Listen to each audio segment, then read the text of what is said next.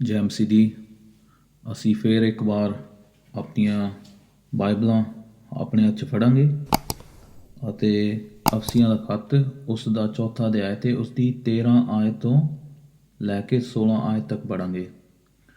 ਉਸ ਵਿੱਚ ਪੌਲੁਸ ਕਹਿੰਦਾ ਹੈ, ਜਦੋਂ ਤੱਕ ਅਸੀਂ ਸਭੇ ਨੇਚਾ ਦੀ ਅਤੇ ਪਰਮੇਸ਼ਰ ਦੇ ਪੁੱਤਰ ਦੀ ਪਛਾਣ ਦੀ ਏਕਤਾ ਅਤੇ ਪੂਰੇ ਮਰਦ ਉਪਣੇ ਤੀਕ ਅਰਥਾਤ ਮਸੀਹ ਦੀ ਪੂਰੀ ਢੀਲ ਦੇ ਅੰਦਾਜ਼ੇ ਤੱਕ ਨਾ ਪਹੁੰਚੀਏ ਭਈ ਅਸੀਂ ਅਗਾਹਾਂ ਨੂੰ ਇਵਾਣੇ ਨਾ ਰਹੀਏ, ਜਿਹੜੇ ਮਨੁੱਖਾਂ ਦੀ ਠੱਗ ਵਿਦਿਆ ਅਤੇ ਭੁਲਾਉਣ ਵਾਲੀ ਛਲ ਛਿਦਰ ਰੂਪੀ ਚਤੁਰਾਈ ਨਾਲ ਸਿੱਖਿਆ ਦੇ ਹਰੇਕ ਬੁੱਲੇ ਨਾਲ ਇੱਧਰ ਉੱਧਰ ਡੋਲਦੇ ਫਿਰਦੇ ਹਨ। ਸਗੋਂ ਅਸੀਂ ਪ੍ਰੇਮ ਨਾਲ ਸੱਚ ਕਮਾਉਂਦਿਆਂ ਹੋਇਆਂ ਉਸ ਵਿੱਚ ਜੋ ਸਿਰ ਹੈ ਅਰਥਾਤ ਮਸੀਹ ਵਿੱਚ ਹਰ ਤਰ੍ਹਾਂ ਵੱਧਦੇ ਜਾਈਏ, ਜਿਸੇ ਤੋਂ ਸਾਰੀ ਦੇਹ ਹਰੇਕ ਜੋੜ ਦੀ ਮਦਦ ਨਾਲ ਠੀਕ ਠੀਕ ਜੁੜ ਕੇ ਅਤੇ ਇੱਕ ਸੰਗ ਮਿਲ ਕੇ ਇੱਕ ਅੰਗ ਦੇ ਵੱਲ ਕੰਮ ਕਰਨ ਅਨੁਸਾਰ ਆਪਣੇ ਆਪ ਨੂੰ ਵਧਾਈ ਜਾਂਦੀ ਹੈ, ਭਈ ਉਹ ਪ੍ਰੇਮ ਵਿੱਚ ਆਪਣੀ ਉਸਾਰੀ ਕਰੇ। ਆਓ ਪ੍ਰਾਰਥਨਾ ਕਰੀਏ। ਫਾਦਰ ਖੁਦਾਵੰਦ, ਤੇਰਾ ਧੰਨਵਾਦ ਕਰਦੇ ਹਾਂ ਅੱਜ ਦੇ ਦਿਨ ਲਈ ਜਿਹੜਾ ਤੂੰ ਸਾਨੂੰ ਦਿੱਤਾ ਹੈ, ਅਤੇ ਅਸੀਂ ਹੁਣ ਚਾਹੁੰਦੇ ਹਾਂ ਕਿ ਤੂੰ ਸਾਨੂੰ ਆਪਣੇ ਵਚਨ ਤੋਂ ਸਿਖਾ ਅਤੇ ਅਸੀਂ ਉਹ ਗੱਲਾਂ ਕਰ ਸਕੀਏ ਜਿਹੜੀਆਂ ਕਿ ਤੂੰ ਸਾਡੇ ਤੋਂ ਚਾਹੁੰਦਾ ਹੈ, ਅਤੇ ਅਸੀਂ ਇਹ ਸਭ ਯਿਸੂ ਮਸੀਹ ਦੇ ਨਾਂ 'ਚ ਮੰਗਦੇ ਹਾਂ, ਆਮੀਨ। ਪਹਿਲੀ ਗੱਲ ਸ਼ੁਰੂਆਤ 'ਚ ਮੈਂ ਇਹ ਕਹਿਣਾ ਚਾਹੁੰਦਾ ਹਾਂ ਕਿ ਜਿਹੜੀ ਬਾਈਬਲ ਆਪਾਂ ਯੂਜ਼ ਕਰਦੇ ਹਾਂ, ਜਿਹੜੀ ਅਸੀਂ ਬਾਈਬਲ ਪੰਜਾਬੀ ਬਾਈਬਲ ਹੈ, ਇਹ ਕਾਫੀ ਜਿਹੜੀ ਲੈਂਗੁਏਜ ਇਸਤੇਮਾਲ ਕਰਦੀ ਕਾਫੀ ਓਲਡ ਲੈਂਗੁਏਜ ਆ, ਕਾਫੀ ਪੁਰਾਣੀ ਲੈਂਗੁਏਜ ਆ, ਅਤੇ ਕਈ ਵਾਰੀ ਉਹਦੇ ਵਿੱਚ ਇੱਦਾਂ ਦੇ ਵਰਡਸ ਹੁੰਦੇ ਹਨ, ਸ਼ਬਦ ਹੁੰਦੇ ਹਨ ਜਿਹੜੇ ਕਿ ਸਾਨੂੰ ਸਮਝ ਨਹੀਂ ਲੱਗਦੇ। ਇਸ ਕਰਕੇ ਜਦੋਂ ਮੈਂ ਕਿਸੇ ਆਇਤ ਨੂੰ ਪੜ੍ਹਦਾ ਹਾਂ, ਮੋਸਟਲੀ ਮੈਂ ਇੰਗਲਿਸ਼ ਦੀ ਟਰਾਂਸਲੇਸ਼ਨ ਕਰਕੇ ਪੜ੍ਹਦਾ ਹੁੰਦਾ ਹਾਂ, ਕਿਉਂਕਿ ਇਸ ਤਰ੍ਹਾਂ ਮੈਨੂੰ ਥੋੜ੍ਹਾ ਪ੍ਰਚਾਰ ਕਰਨ 'ਚ ਵੀ ਆਸਾਨੀ ਹੁੰਦੀ ਹੈ। ਸੋ ਇਹ ਥੋੜ੍ਹੀ ਜਿਹੀ ਗੱਲ ਪਲੀਜ਼ ਧਿਆਨ 'ਚ ਰੱਖਿਓ, ਕਿਉਂਕਿ ਜ਼ਰੂਰੀ ਨਹੀਂ ਆ ਕਿ ਜਿਹੜੀ ਮੈਂ ਬਾਈਬਲ ਪੜ੍ਹੀ ਹੈ ਉਹ ਸੇਮ ਟੂ ਸੇਮ ਇਹ ਵਰਡਸ ਜਾਂ ਸ਼ਬਦ ਯੂਜ਼ ਕਰਾਂ। ਐਨੀਵੇਜ਼, ਅੱਜ ਫਿਰ ਅਸੀਂ ਅਫਸੀਆਂ ਦਾ ਖੱਤ ਪੜ੍ਹਿਆ ਅਤੇ ਉਸ ਦਾ ਚੌਥਾ ਅਧਿਆਇ ਅਤੇ ਉਸ ਦੀ 13 ਤੋਂ 16 ਆਇਤ ਤੱਕ। ਅਤੇ ਇੱਕ ਮੈਂ ਰਿਮਾਈਂਡਰ ਦੁਆਰਾ ਰੀਕੈਪ ਦੇਣਾ ਚਾਹੁੰਦਾ ਹਾਂ ਕਿ ਅਸੀਂ ਪਿਛਲੇ ਹਫ਼ਤਿਆਂ 'ਚ ਪਿਛਲੇ ਮਹੀਨਿਆਂ ਵਿੱਚ ਜੋ ਕੁਝ ਸਿੱਖਿਆ ਉਹਦਾ ਇੱਕ ਮੈਂ ਦੁਬਾਰਾ ਸ਼ੁਰੂਆਤ ਦੇ ਵਿੱਚ ਸਾਰ ਪੇਸ਼ ਕਰਨਾ ਚਾਹੁੰਦਾ ਹਾਂ। ਪਹਿਲੀ ਗੱਲ ਇਹ ਹੈ ਕਿ ਜਿਹੜੇ ਪਹਿਲੇ 3 ਅਧਿਆਏ ਹਨ ਅਫਸੀਆਂ ਦੇ, ਉਹ ਸਾਡੀ ਡਾਕਟਰਿਨ ਜਾਂ ਸਾਡੀ ਸਿੱਖਿਆ ਦੇ ਬਾਰੇ ਸਾਨੂੰ ਦੱਸਦੇ ਹਨ, ਮਸੀਹੀ ਸਿੱਖਿਆ। ਅਤੇ ਜਿਹੜੇ ਦੂਸਰੇ 3 ਅਧਿਆਏ ਹਨ, ਅਧਿਆਏ ਨੰਬਰ 4, 5 ਅਤੇ 6, ਉਹ ਸਾਨੂੰ ਦੱਸਦੇ ਹਨ ਕਿ ਅਸੀਂ ਕਿੱਦਾਂ ਆਪਣਾ ਜੀਵਨ ਬਿਤਾਈਏ, ਕਿਉਂਕਿ ਸਾਨੂੰ ਸਿੱਖਿਆ ਮਿਲੀ ਹੈ ਮਸੀਹ 'ਚ, ਇਸ ਲਈ ਉਹ ਸਿੱਖਿਆ ਦਾ ਅਸੀਂ ਇਸਤੇਮਾਲ ਕਿਵੇਂ ਕਰੀਏ। ਅਤੇ ਪਹਿਲੇ 3 ਅਧਿਆਏ ਸਾਨੂੰ ਦੱਸਦੇ ਹਨ ਕਿ ਅਸੀਂ ਮਸੀਹ ਦੇ ਵਿੱਚ ਹਾਂ, ਅਤੇ ਦੂਜੇ 3 ਅਧਿਆਏ ਸਾਨੂੰ ਦੱਸਦੇ ਹਨ ਕਿ ਮਸੀਹ ਹੁਣ ਸਾਡੇ ਵਿੱਚ ਹੈ। ਜੇ ਪਹਿਲੇ 3 ਅਧਿਆਏ ਸਾਨੂੰ ਦੱਸਦੇ ਹਨ ਕਿ ਸਾਡਾ ਜੋ ਵਿਸ਼ਵਾਸ ਹੈ ਉਹ ਕੀ ਹੈ, ਅਤੇ ਦੂਜੇ ਜਿਹੜੇ 3 ਅਧਿਆਏ ਹਨ ਉਹ ਸਾਨੂੰ ਦੱਸਦੇ ਹਨ ਕਿ ਸਾਡਾ ਬਿਹੇਵੀਅਰ, ਸਾਡਾ ਚਾਲ ਚਲਣ ਕਿਵੇਂ ਹੋਣਾ ਚਾਹੀਦਾ ਹੈ। ਜੇ ਪਹਿਲੇ 3 ਅਧਿਆਏ ਸਾਨੂੰ ਦੱਸਦੇ ਹਨ ਕਿ ਮਸੀਹ ਨੇ ਸਾਡੇ ਲਈ ਕੀ ਕੀਤਾ, ਅਤੇ ਤੀਜੇ ਅਧਿਆਏ ਜਿਹੜੇ ਹਨ ਉਹ ਸਾਨੂੰ ਦੱਸਦੇ ਹਨ, ਜਿਹੜੇ ਉਸ ਤੋਂ ਬਾਅਦ 3 ਅਧਿਆਏ ਜਿਹੜੇ ਆਉਂਦੇ ਹਨ 4, 5 ਅਤੇ 6, ਉਹਦੇ ਵਿੱਚ ਸਾਨੂੰ ਪਤਾ ਲੱਗਦਾ ਹੈ ਕਿ ਅਸੀਂ ਹੁਣ ਮਸੀਹ ਦੇ ਲਈ ਕੀ ਕਰੀਏ। ਇਸ ਲਈ ਅਫਸੀਆਂ ਦਾ ਖੱਤ ਬਹੁਤ ਹੀ ਜ਼ਰੂਰੀ ਖੱਤ ਹੈ ਮੇਰੇ ਹਿਸਾਬ ਦੇ ਨਾਲ, ਕਿ ਹਰੇਕ ਮਸੀਹ ਨੂੰ ਇਸ ਖੱਤ ਦੀ ਨੌਲੇਜ ਹੋਣੀ ਚਾਹੀਦੀ ਹੈ, ਕਿਉਂਕਿ ਇਹ ਖੱਤ ਸਾਨੂੰ ਸਾਫ਼-ਸਾਫ਼ ਦੱਸਦਾ ਹੈ ਕਿ ਮਸੀਹੀ ਵਿਸ਼ਵਾਸ ਕੀ ਹੈ ਅਤੇ ਮਸੀਹੀ ਚਾਲ ਚਲਣ ਕੀ ਹੈ। ਕੋਈ ਇੱਦਾਂ ਦੀ ਗੁੰਜਾਇਸ਼ ਨਹੀਂ ਰਹਿ ਜਾਂਦੀ ਕਿ ਜਿਹਦੇ ਵਿੱਚ ਅਸੀਂ ਕਹਿ ਸਕੀਏ ਸਾਨੂੰ ਇਹ ਗੱਲ ਦਾ ਪਤਾ ਨਹੀਂ ਸੀ। ਹੁਣ ਅਸੀਂ ਫਿਰ ਇਸ ਅਧਿਆਇ ਦੀ ਗੱਲ ਕਰਦੇ ਹਾਂ, ਚੌਥਾ ਅਧਿਆਇ, ਉਸ ਦੀ 13 ਆਇਤ ਤੋਂ ਲੈ ਕੇ 16 ਤੱਕ। ਉਹਦੇ ਵਿੱਚ ਪੌਲੁਸ ਕਹਿੰਦਾ ਹੈ ਕਿ ਜਿਹੜੀ ਇੱਕ ਮਸੀਹੀ ਮੈਚਿਓਰਿਟੀ ਯਾਨੀ ਕਿ ਪਰਿਪੱਕਤਾ, ਉਹ ਕੀ ਹੈ। ਮਸੀਹੀ ਪਰਿਪੱਕਤਾ ਅਤੇ ਏਕਤਾ, ਜਿਹੜਾ ਕਿ ਮੈਂ ਫਿਰ ਗੱਲ ਕਰਦਾ ਹਾਂ, ਜਿਹੜੀ ਕਿ ਮਸੀਹੀ ਏਕਤਾ ਹੈ ਜੋ ਕਿ ਸਥਾਨਕ ਚਰਚਾਂ ਦੇ ਵਿੱਚ ਪਾਈ ਜਾਂਦੀ ਹੈ, ਲੋਕਲ ਚਰਚਾਂ ਦੇ ਵਿੱਚ ਪਾਈ ਜਾਂਦੇ ਹਨ, ਉਹ ਕਿਉਂ ਜ਼ਰੂਰੀ ਹੈ। ਲੋਕਲ ਚਰਚ ਸਥਾਨਕ ਚਰਚ ਬਾਈਬਲ ਦੇ ਅਨੁਸਾਰ ਬਹੁਤ ਹੀ ਜ਼ਰੂਰੀ ਹਨ। ਇਸ ਕਰਕੇ ਮੈਂ ਪਿਛਲੇ ਵਾਰ ਵੀ ਜਦੋਂ ਪ੍ਰਚਾਰ ਕੀਤਾ ਤੇ ਅਸੀਂ ਦੇਖਿਆ ਕਿ ਕਿੰਨੇ ਰਸੂਲ ਅਪੋਸਲ ਆਪਣੇ ਆਪ ਨੂੰ ਕਹਿੰਦੇ ਹਨ, ਕਿੰਨੇ ਪ੍ਰੋਫਿਟ ਆਪਣੇ ਆਪ ਨੂੰ ਕਹਿੰਦੇ ਹਨ, ਉਹਨਾਂ ਨੂੰ ਇਹ ਚਰਚ ਦੇ ਬਾਰੇ ਕੋਈ ਜਾਣਕਾਰੀ ਨਹੀਂ ਹੈ ਤੇ ਜਾਂ ਉਹ ਜਾਣਨਾ ਚਾਹੁੰਦੇ ਨਹੀਂ ਹਨ। ਕਿਉਂਕਿ ਜੇ ਤੁਹਾਨੂੰ ਕਹਿ ਲਓ ਵੀ ਅੱਧਾ ਪੌਣਾ ਘੰਟਾ ਲੱਗਦਾ ਹੈ ਕਿਤੇ ਚਰਚ ਜਾਣ ਨੂੰ, ਜਾਂ 1 ਘੰਟਾ ਲੱਗਦਾ ਹੈ ਚਰਚ ਜਾਣ ਨੂੰ, ਜੇ 2 ਘੰਟੇ ਲੱਗਦੇ ਹਨ ਚਰਚ ਜਾਣ ਨੂੰ, ਫਿਰ ਉਹਦਾ ਮਤਲਬ ਇਹ ਹੈ ਕਿ ਤੁਸੀਂ ਉਹ ਚਰਚ ਤੋਂ ਬਹੁਤ ਦੂਰ ਰਹਿੰਦੇ ਹੋ।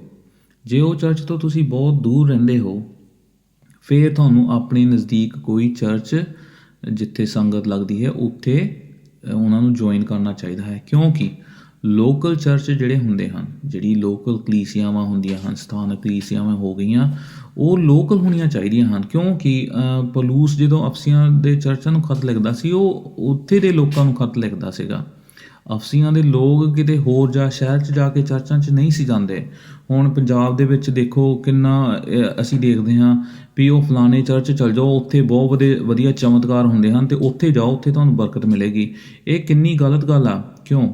ਕਿਉਂਕਿ ਜਦੋਂ ਤੁਸੀਂ ਮਸੀਹ ਦੇ ਵਿੱਚ ਆ ਜਾਂਦੇ ਹੋ, ਤੁਹਾਡੀ ਜੀਵਨ ਜਿਹੜਾ ਹੈ, ਤੁਹਾਡਾ ਜੀਵਨ ਜੋ ਹੈ ਉਹ ਆਲਰੇਡੀ ਬਰਕਤਮਈ ਹੋ ਜਾਂਦਾ ਹੈ, ਕਿਉਂਕਿ ਮਸੀਹ ਤੁਹਾਡੇ ਨਾਲ ਹੈ ਅਤੇ ਹੁਣ ਤੁਸੀਂ ਮਸੀਹ ਦੇ ਵਿੱਚ ਹੋ। ਜੇ ਤੁਸੀਂ ਸਪੈਸ਼ਲ ਬਲੈਸਿੰਗ ਜਾਂ ਸਪੈਸ਼ਲ ਮਿਰੇਕਲ ਜਾਂ ਸਪੈਸ਼ਲ ਬਰਕਤ ਲੈਣ ਕਿਤੇ ਚਰਚ ਜਾਂਦੇ ਹੋ, ਅਤੇ ਉਹ ਤਾਂ ਫਿਰ ਤੁਹਾਡਾ ਕਹਿ ਲਓ ਵੀ ਤੁਹਾਡੀ ਜਿਹੜੀ ਸਮਝ ਆ ਉਹ ਬਹੁਤ ਛੋਟੀ ਆ। ਕਿਉਂਕਿ ਮਸੀਹ ਚਾਹੁੰਦਾ ਹੈ ਕਿ ਜਿੱਥੇ ਤੁਸੀਂ ਹੋ ਉੱਥੇ ਹੀ ਸੰਗਤ ਲੱਗੇ। ਇਸ ਕਰਕੇ ਬਾਈਬਲ 'ਚ ਅਸੀਂ ਦੇਖਦੇ ਹਾਂ ਕਿ ਲੋਕਲ ਚਰਚਸ ਹੁੰਦੇ ਸਨ, ਲੋਕਲ ਕਲੀਸਿਆਵਾਂ ਹੁੰਦੀਆਂ ਸਨ, ਜਿੱਥੇ ਲੋਕ ਪੌਲੁਸ ਜਿੱਥੇ ਜਾਂਦਾ ਸੀ, ਪਤਰਸ ਜਿੱਥੇ ਜਾਂਦੇ ਸੀ, ਇਹ ਰਸੂਲ ਜਿੱਥੇ ਗਏ ਉੱਥੇ ਉਹਨਾਂ ਨੇ ਕੀ ਚਰਚ ਸਥਾਪਨਾ ਕਰ ਦਿੱਤੀ ਉਹਨਾਂ ਨੇ। ਇਸ ਲਈ ਜੇ ਤੁਹਾਨੂੰ 2 ਘੰਟੇ ਲੱਗਦੇ ਹਨ ਚਰਚ ਜਾਣ ਨੂੰ, ਅਤੇ ਫਿਰ ਤਾਂ ਤੁਹਾਨੂੰ ਆਪਣਾ ਚਰਚ ਬਦਲਣਾ ਚਾਹੀਦਾ ਹੈ। ਆਪਣੇ ਲਾਗੇ ਤੁਹਾਨੂੰ ਘਰ ਦੇ ਕੋਈ ਚਰਚ ਲੱਭਣਾ ਚਾਹੀਦਾ ਹੈ, ਕਿਉਂਕਿ ਚਰਚਾਂ ਦਾ ਜਿਹੜਾ ਇੱਕ ਢਾਂਚਾ ਹੈ, ਚਰਚਾਂ ਦਾ ਇੱਕ ਕੰਮ ਹੈ, ਉਹ ਹੈ ਕਿ ਜਗ੍ਹਾ ਲੋਕਲ ਚਰਚ ਹੋਣ, ਜਿੱਥੇ ਲੋਕਲ ਚਰਚਾਂ ਦੇ ਦੁਆਰਾ ਪ੍ਰਭੂ ਆਪਣਾ ਕੰਮ ਲਵੇ, ਤਾਂ ਕਿ ਜਿਹੜੇ ਗੁਆਚੇ ਹੋਏ ਲੋਕ ਹਨ ਉਹ ਚਰਚਾਂ ਦੇ ਜ਼ਰੀਏ ਖੁਦਾਵੰ ਨੂੰ ਜਾਣ।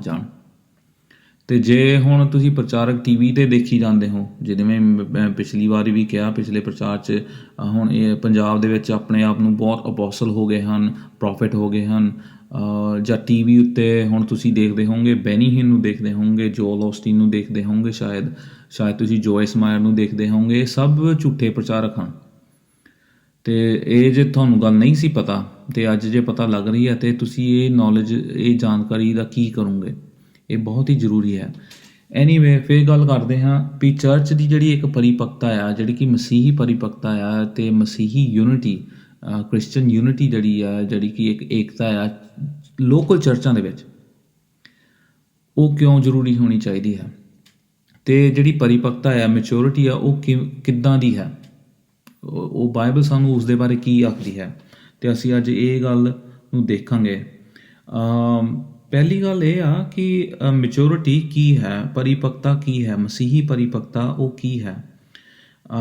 ਕਿਉਂਕਿ ਪੌਲੁਸ ਗੱਲ ਕਰਦਾ ਹੈ ਕਿ 13ਵੀਂ ਆਇਤ ਵਿੱਚ ਉਹ ਇਹੀ ਕਹਿੰਦਾ ਹੈ ਕਿ ਜਿਹੜੀ ਇੱਕ ਸਾਡੀ ਨੇਚਾ ਆ, ਉਹਦੇ ਵਿੱਚ ਅਸੀਂ ਅੱਗੇ ਵੱਧਦੇ ਜਾਈਏ, ਅਤੇ ਅਸੀਂ ਉਹ ਲੋਕਾਂ ਵਾਂਗੂ ਨਾ ਹੋਈਏ ਜੋ ਕਿ ਡਾਵਾਂ ਡੋਲ ਹੋ ਕੇ ਭਟਕਦੇ ਰਹਿੰਦੇ ਹਨ। ਅਤੇ ਜਿਹੜੀ ਮਸੀਹੀ ਮੈਚੋਰਿਟੀ ਆ, ਉਹ ਪਹਿਲੀ ਗੱਲ ਇਹ ਆ ਕਿ ਉਹ ਮਸੀਹੀ ਜਿਹੜੀ ਏਕਤਾ ਨੂੰ ਬਰਕਰਾਰ ਰੱਖਦੀ ਹੈ ਚਰਚਾਂ ਦੇ ਵਿੱਚ, ਲੋਕਲ ਚਰਚਾਂ ਦੇ ਵਿੱਚ।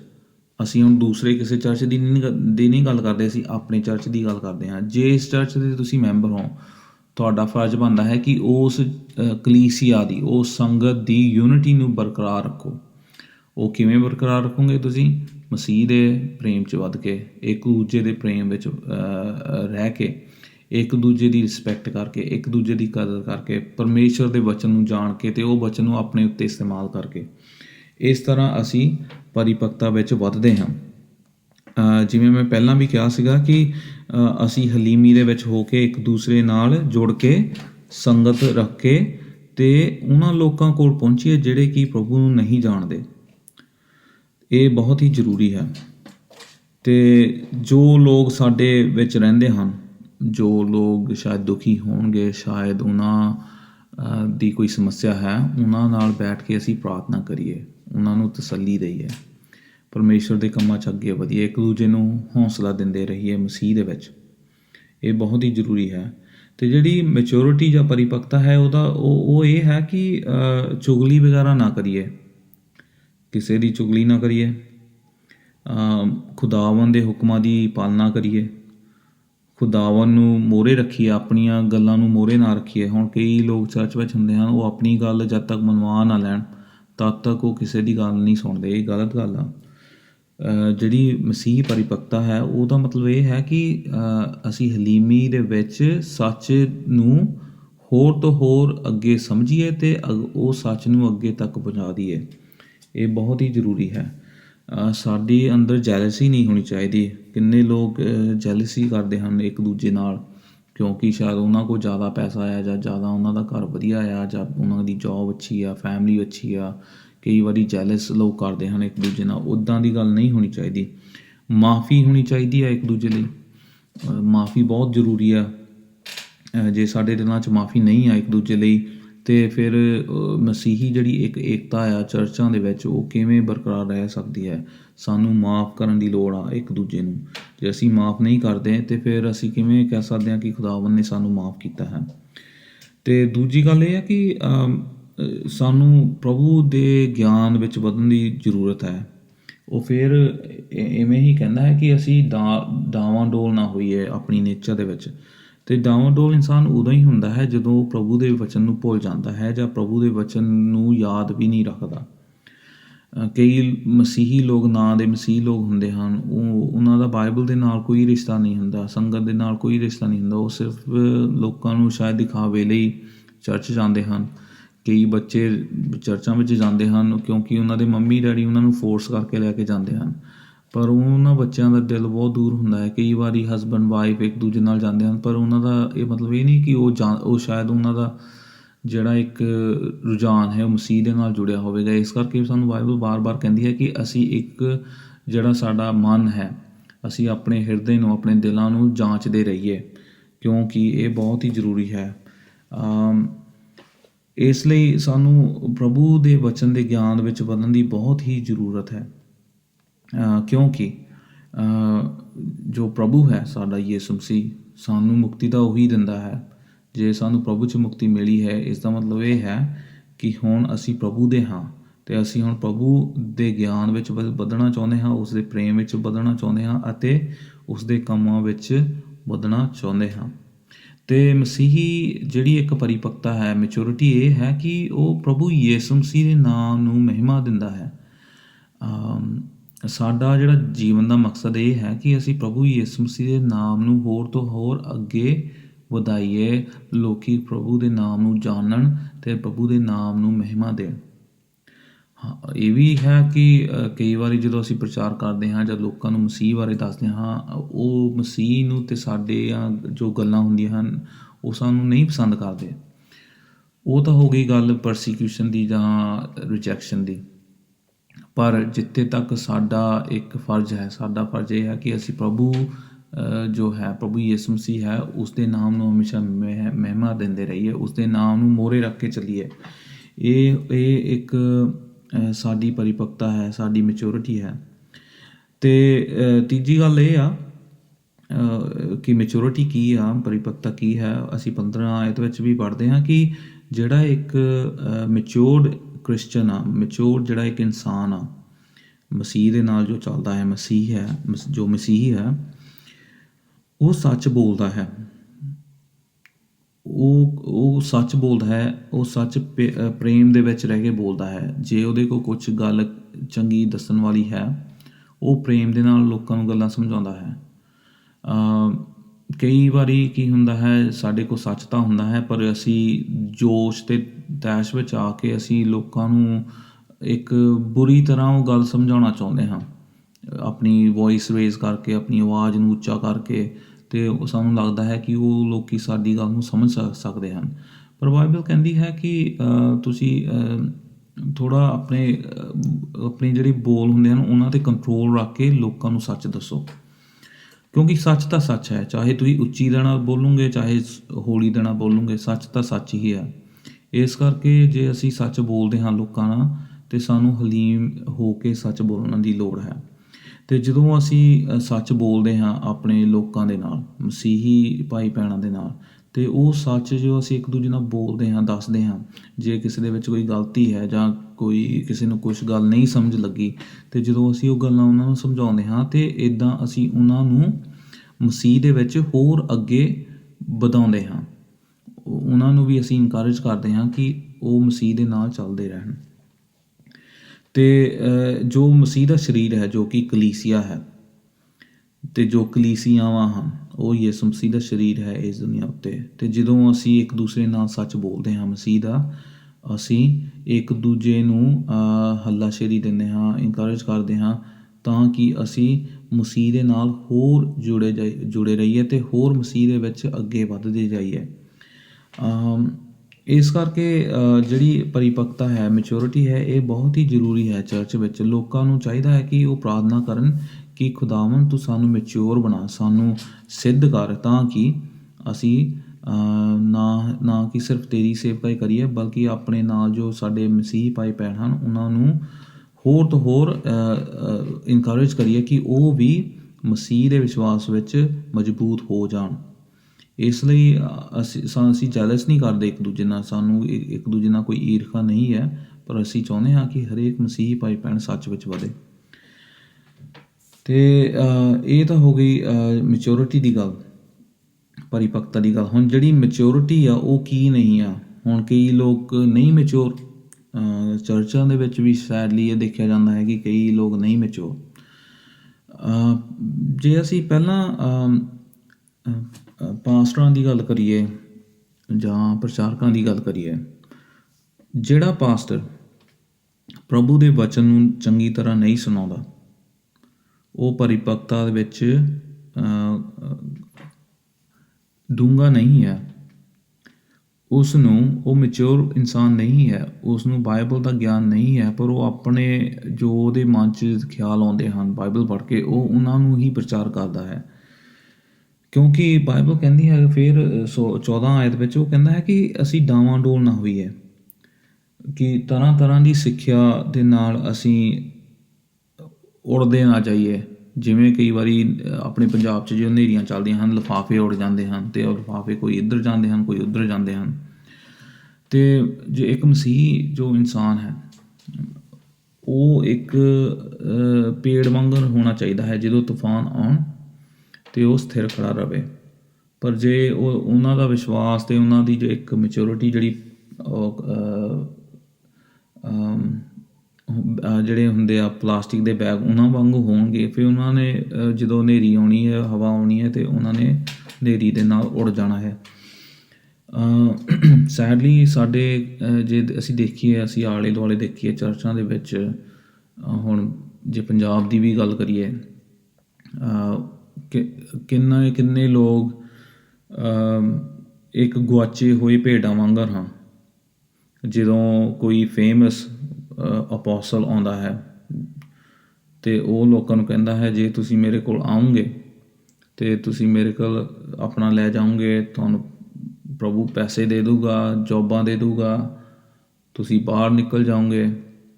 ਉਹ ਇੱਦਾਂ ਦੇ ਨਾ ਝੂਠ ਤੁਹਾਨੂੰ ਵੇਚ ਕੇ ਆਪਣੇ ਆਪ ਨੂੰ ਤਾਂ ਫੇਮਸ ਕਰ ਲੈਂਦੇ ਹਨ, ਪਰ ਜਿਹੜੇ ਲੋਕ ਉਹਨਾਂ ਨੂੰ ਫੋਲੋ ਕਰਦੇ ਹਨ, ਉਹ ਇੱਕ ਲਿਫਾਫੇ ਵਾਂਗਰ ਹਨ, ਕਿਉਂਕਿ ਉਹ ਜਿਹੜੀ ਸਿਕਸ਼ਾਵਾਂ ਇੱਕ ਹਨੇਰੀ ਵਾਂਗਰ ਹੈ।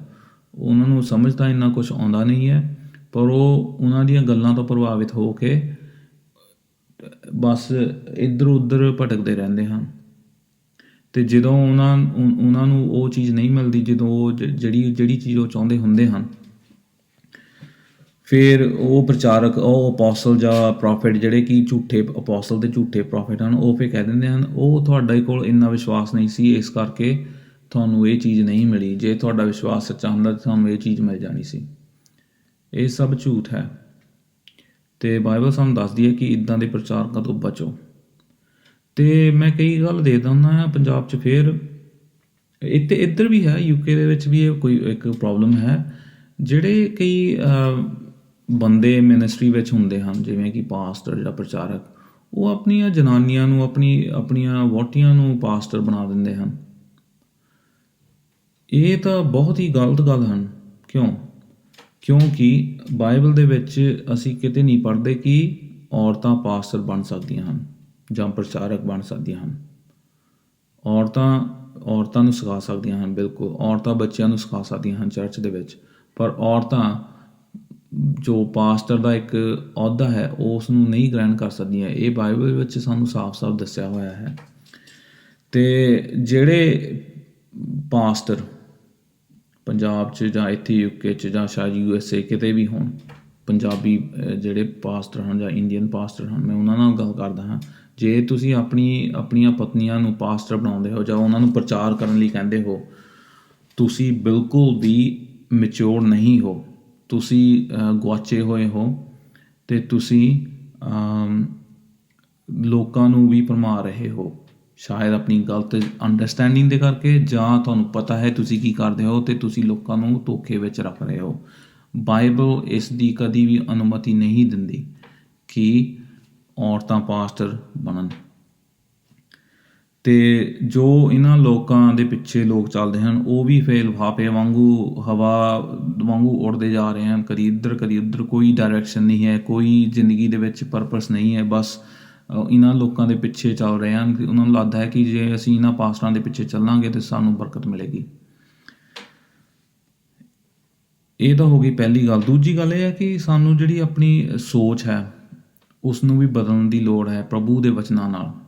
ਕਿਉਂਕਿ ਇੱਕ ਇਨਸਾਨ ਜਿਹੜਾ ਪ੍ਰਭੂ ਦੇ ਵਚਨਾਂ 'ਤੇ ਧਿਆਨ ਨਹੀਂ ਲਗਾਉਂਦਾ, ਉਸਦੀ ਸੋਚ ਵੀ ਉਹ ਲਿਫਾਫੇ ਵਾਂਗਰ ਹੋ ਜਾਂਦੀ ਹੈ, ਹਵਾ।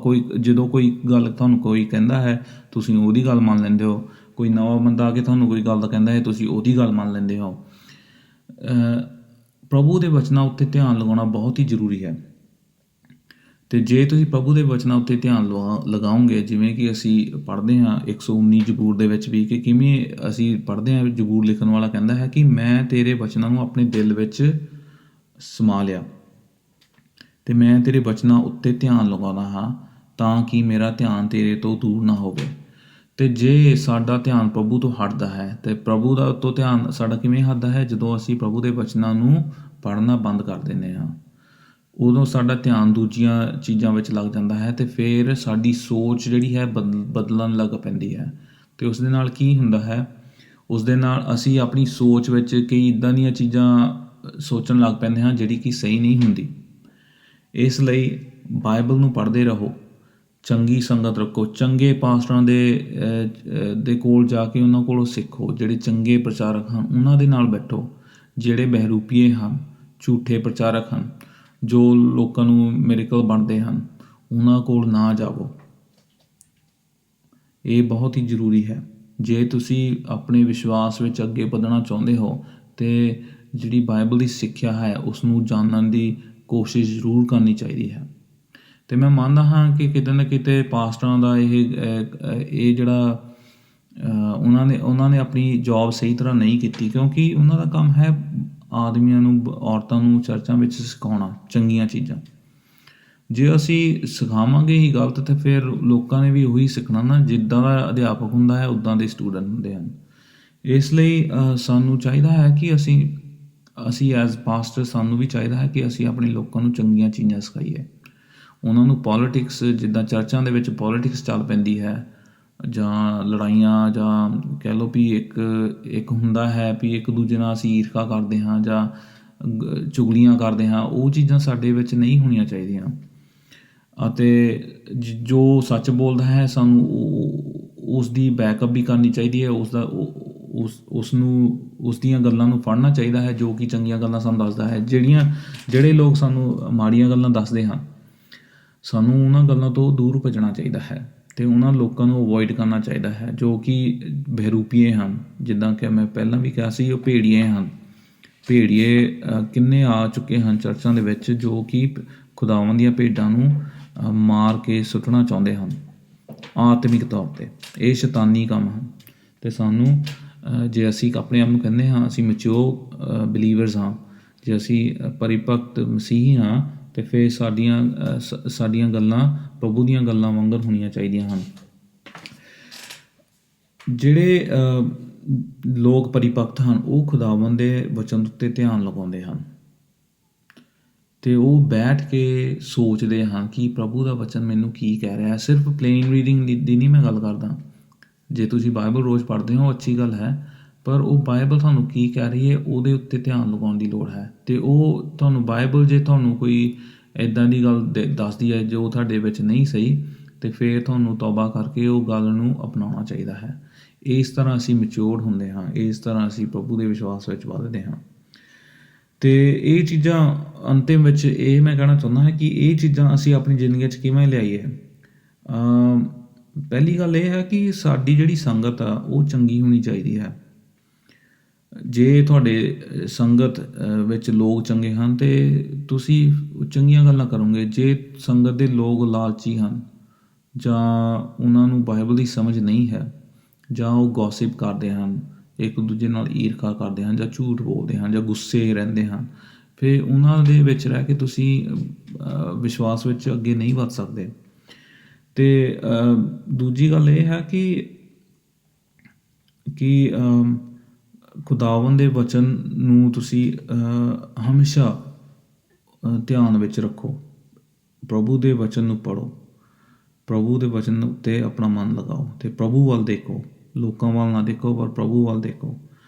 ਅਤੇ ਤੀਜੀ ਗੱਲ ਇਹ ਹੈ ਕਿ ਜਿਹੜੀ ਇੱਕ ਕਲੀਸਿਆ ਹੁੰਦੀ ਹੈ, ਕਲੀਸਿਆ ਦੀ ਵੀ ਕਦਰ ਕਰੋ, ਕਿਉਂਕਿ ਕਲੀਸਿਆ ਦੇ ਜਿਹੜੇ ਲੋਕ ਹਨ, ਜਿਹੜੇ ਮਸੀਹੀ ਲੋਕ ਹਨ, ਵਾਕਈ ਵਾਲੇ ਮਸੀਹੀ ਲੋਕ ਹਨ, ਨਾਂ ਦੇ ਮਸੀਹੀ ਨਹੀਂ ਪਰ ਐਕਚੁਅਲ ਜਿਨ੍ਹਾਂ ਦੇ ਦਿਲ ਬਦਲੇ ਹੋਏ ਹਨ ਖੁਦਾਵੰਦ ਨੇ, ਜਿਹੜੇ ਕਿ ਸੱਚੇ ਮਸੀਹ ਹਨ, ਉਹਨਾਂ ਦੀ ਕਦਰ ਸਾਨੂੰ ਕਰਨੀ ਚਾਹੀਦੀ ਹੈ ਕਿਉਂਕਿ ਅਸੀਂ ਉਹਨਾਂ ਨਾਲ ਜੁੜੇ ਹੋਏ ਹਾਂ।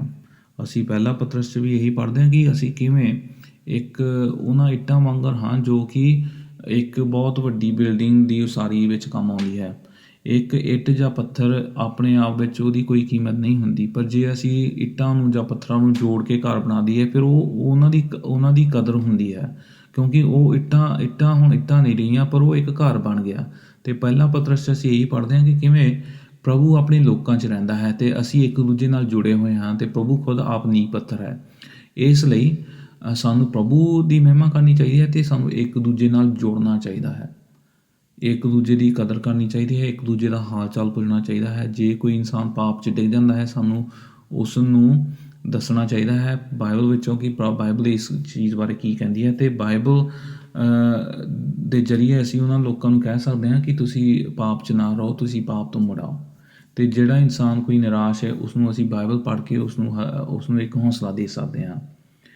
ਅਤੇ ਜੇ ਕੋਈ ਇਨਸਾਨ ਕਨਫਿਊਜ਼ ਹੈ ਜਾਂ ਉਸਨੂੰ ਕੁਛ ਸਮਝ ਨਹੀਂ ਆ ਰਿਹਾ ਕਿ ਉਹ ਕੀ ਕਰੇ ਅੱਗੇ, ਅਸੀਂ ਉਹਨਾਂ ਨੂੰ ਆਪਣੀ ਸੰਗਤ ਦੇ ਜ਼ਰੀਏ ਅਤੇ ਆਪਣੇ ਵਚਨਾਂ ਦੇ ਜ਼ਰੀਏ ਉਹਨਾਂ ਨੂੰ ਇੱਕ ਉਮੀਦ ਦੇ ਸਕਦੇ ਹਾਂ, ਇੱਕ ਉਹਨਾਂ ਦਾ ਰਾਹ ਸੋਚ ਕਲੀਅਰ ਕਰ ਸਕਦੇ ਹਾਂ ਤਾਂ ਕਿ ਉਹ ਪ੍ਰਭੂ 'ਚ ਵੱਧਦੇ ਜਾਣ। ਇਹ ਚੀਜ਼ਾਂ ਸਾਡੀ ਜ਼ਿੰਦਗੀ 'ਚ ਹੋਣੀਆਂ ਬਹੁਤ ਹੀ ਜ਼ਰੂਰੀ ਹੈ ਕਿਉਂਕਿ ਅਸੀਂ ਕਲੀਸਿਆਵਾਂ ਦੇ ਜੋ ਲੋਕ ਹਾਂ ਅਸੀਂ ਇੱਕ ਦੂਜੇ ਨਾਲ ਜੁੜੇ ਹੋਏ ਹਾਂ। ਕਲੀਸਿਆ ਦੇ ਲੋਕ ਇੱਕ ਦੂਜੇ ਨਾਲ ਜੁੜੇ ਹਨ। ਕੋਈ ਮਸੀਹ ਜੇ ਇਕੱਲਾ ਰਹਿੰਦਾ ਹੈ ਅਤੇ ਉਹ ਕਹਿੰਦਾ ਹੈ ਮੇਰਾ ਨਾ ਤਾਂ ਮੇਰਾ ਥਾਂ ਹੈ ਕੋਈ ਮਸੀਹੀਅਤ ਵਿੱਚ ਜਾਂ ਕਲੀਸਿਆ ਦੇ ਵਿੱਚ, ਉਹ ਆਪਣੇ ਆਪ ਨੂੰ ਧੋਖਾ ਦੇ ਰਿਹਾ ਹੁੰਦਾ ਹੈ ਕਿਉਂਕਿ ਕੋਈ ਵੀ ਮਸੀਹ ਬਿਨਾਂ ਕਲੀਸਿਆ ਤੋਂ ਨਹੀਂ ਰਹਿ ਸਕਦਾ। ਕਿਉਂਕਿ ਮਸੀਹ ਲੋਕ ਜੋ ਹੁੰਦੇ ਹਨ ਉਹ ਬਾਈ ਨੇਚਰ ਕਲੀਸਿਆਵਾਂ ਦੇ ਨਾਲ ਜੁੜੇ ਹੋਏ ਜਾਣ ਵਾਲੇ ਹੁੰਦੇ ਹਨ। ਅਤੇ ਇਹੀ ਪ੍ਰਭੂ ਸਾਨੂੰ ਕਹਿੰਦਾ ਹੈ ਫਿਰ ਯੂਹੰਨਾ ਦੀ ਇੰਜੀਲ ਉਸਦਾ 13 ਅਧਿਆਇ ਉਹਦੇ ਵਿੱਚ ਉਹ ਕਹਿੰਦਾ ਹੈ ਕਿ ਇੱਕ ਦੂਸਰੇ ਨਾਲ ਪ੍ਰੇਮ ਰੱਖੋ ਜਿਵੇਂ ਮੈਂ ਤੁਹਾਨੂੰ ਪ੍ਰੇਮ ਕੀਤਾ ਹੈ।